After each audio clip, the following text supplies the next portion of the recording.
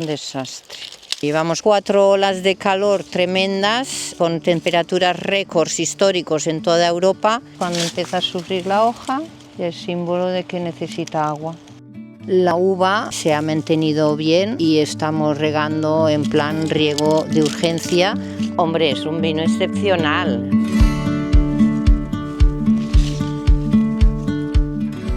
Tenemos aquí para el riego de emergencia un dispositivo muy arcaico que es, subimos el agua con el remolque de la uva en un depósito de 1000 litros. Con este depósito de 1000 litros llenamos la sulfatadora, que es de 350 litros, y estos 350 litros la sulfatadora los envía a la manguera a presión y a la burcha. Esta burcha es como una inyección que, gracias a la presión del agua, no nos cuesta profundizar hasta medio metro y acercarnos a la raíz, con lo cual el riego lo hacemos directamente a la raíz para no perder agua. Estamos inyectando el agua directamente. Si regáramos con gota a gota o con una manguerita, perderíamos toda el agua superficial que se evaporaría con estos calores que hace de las olas de calor que tenemos.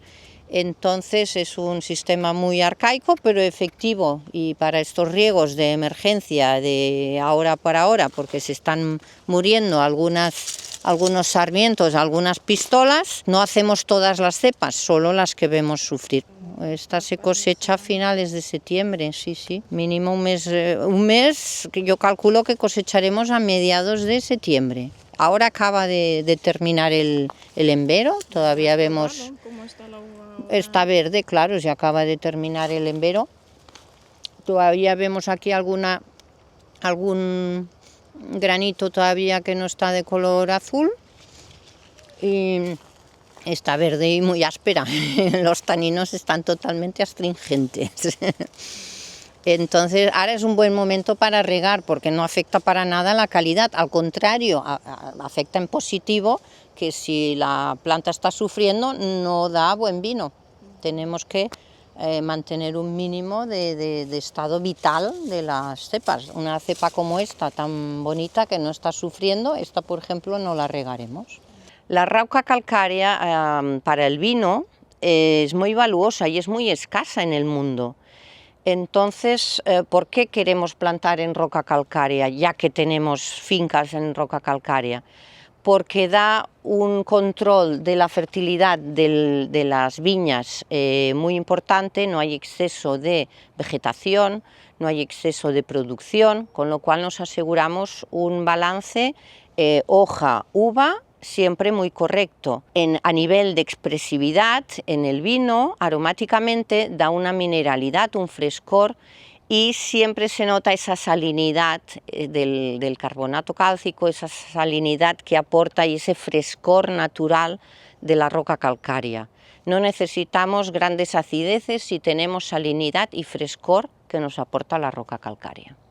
Es una viña que tenemos plantada en la parte más alta de la montaña, entonces obviamente las reservas hídricas son mucho más pobres porque la roca calcárea sí que retiene agua, pero ni un 10% de lo que retendría una viña de arcillo calcáreo sin roca en el valle, que tienen pues 2 metros y medio de profundidad de suelo. Aquí el suelo pues medio metro apenas, porque tenemos la roca a tocar. Evidentemente esta viña no se hubiera plantado aquí si hubiéramos sabido que habrían estos periodos de sequía tan extremos y menos seguidos, porque tuvimos 2021, 2022, 2023, 2024 de sequía extrema, 2025 ha llovido un poquito, 2026 ha llovido un poquito. Pensábamos que iría bien, pero viniendo de una reserva hídrica prácticamente nula en el subsuelo, no ha sido suficiente la lluvia del 2025 ni del 2026. Entonces ya la parte alta de la roca calcárea nos está sufriendo un montón de falta de agua, como podéis ver en esta viña de Marcel·lán, que tiene uva tiene muchos racimos, pero muy pobres y pequeñitos y muy sueltos, porque en la floración ya hubo una selección natural, la parra, la cepa ya dejó escapar mucha flor, hubo poco cuajado.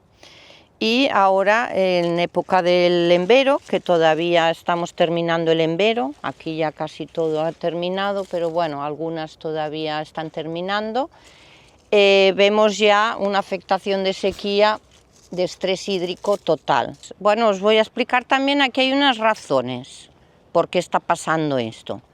Yo hace 11 años aposté por la agricultura regenerativa.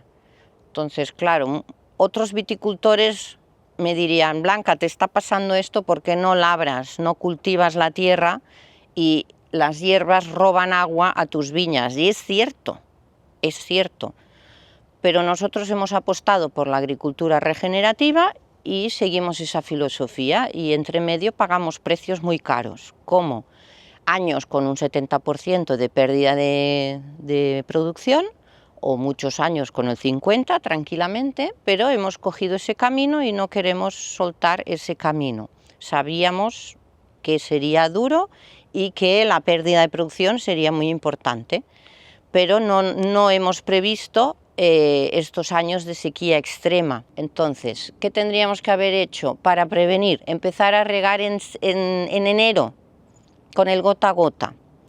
Pero esto no es un riego gota a gota como todo el mundo piensa, que aquí tenemos un pozo que saca no sé cuántos litros por minuto.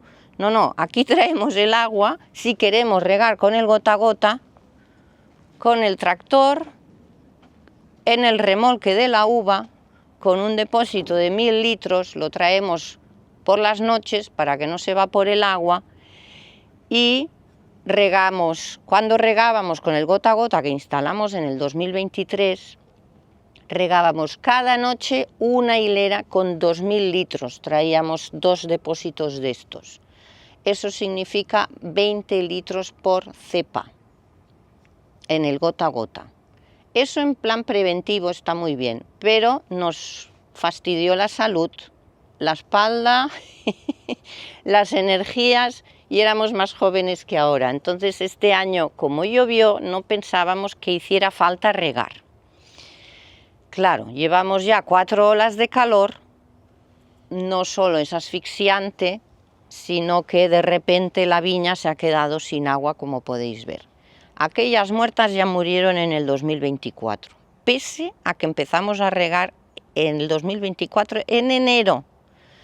Pero claro, estos 20 litros por cepa no eran suficientes, porque tanta sequía acumulada de todos estos años no llenan reservas hídricas en la roca calcárea, y se murieron, pese a haber regado.